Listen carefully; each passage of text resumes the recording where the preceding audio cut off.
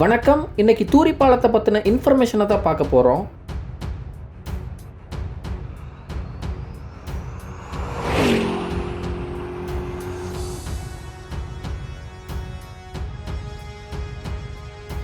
இந்த தூரி பாலம் மேட்டுப்பாளையத்திலிருந்து ஊட்டி போகிற வழியில் ஒரு 7 கிலோமீட்டர் தொலைவில் கல்லாறு அப்படிங்கிற ஒரு இடத்துல தான் அமைஞ்சிருக்கு. இந்த தூரி பாலம் ஒரு தொங்கும் இரும்பு பாலம். 1925ஆம் ஆண்டு ஜோசப் அண்ட் கோ லிமிடெட் அப்படிங்கிற ஒரு நிறுவனம் பல டன் இரும்புகளை வச்சு கூண்டு போல அமைப்பில் இந்த தொங்கும் தூரி பாலத்தை உருவாக்கியிருக்காங்க. இந்த நிறுவனம் இந்திய அரசுக்கு சொந்தமான ஒரு பொறியியல் நிறுவனம். 1788ஆம் ஆண்டு கொல்கத்தால தொடங்கப்பட்ட இந்த நிறுவனம் 2013ஆம் ஆண்டு உற்பத்தி திறன் வீழ்ச்சி இழுத்து மூடிட்டாங்க. இந்த பாலத்தோட நீளம் 65 மீட்டர், உயரம் 10 மீட்டர். வழக்கமா ஒரு பாலம் அமைச்சா அதோட தாங்கு திறனுக்காக நிலப்பகுதியில சில தூண்கள் வைக்கிறது வழக்கம். ஆனா இந்த 65 மீட்டர் நீளமுள்ள இந்த தூரி பாலத்துக்கு கீழே எந்த தூண்களும் அமைக்காதது அதிசயம் தான். அதனால தான் இந்த தூரி பாலத்தை தொங்கும் பாலம் அப்படின்னு அழைக்கிறாங்க. வெறும் 10 டன் எடையுள்ள வண்டிகள் மட்டும்தான் இந்த பாலத்துல போக முடியும்னு முகப்புலேயே ஒரு தகவல் பலகை மாட்டியிருக்காங்க. பாலத்துக்குள்ள ஒரே ஒரு வண்டி பயணிக்கிற அளவுக்கு தான்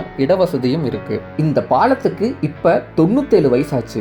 ஆனாலும் இரும்புகள் எல்லாமே துருப்பிடிக்காம சேதமடையாம இன்னும் பொலிவாவே இருக்கு. இந்த அரிய தொங்கும் பாலத்தின் வரலாற்றை பாலத்தின் இரு பக்கமும் வச்சு அதை பொக்கிஷமா பாதுகாக்கணும்னு நினைவு சின்னமா இந்திய அரசு அறிவிக்கணும்னு பல சுற்றுலா பயணிகள் கோரிக்கை வச்சிருக்காங்க. ஊட்டிக்கு போற வழியில இருக்கு. மறக்காம இந்த வழியில போனீங்கன்னா தூரி பாலத்துக்கு வந்துட்டு போங்க. நிச்சயமா இந்த இன்ஃபர்மேஷன் உங்களுக்குலாம் பிடிச்சிருக்கும் அப்படின்னு நான் நம்புறேன். மறக்காம நம்ம சேனலை ஃபாலோ பண்ணிக்கோங்க, சப்ஸ்கிரைப் பண்ணிக்கோங்க.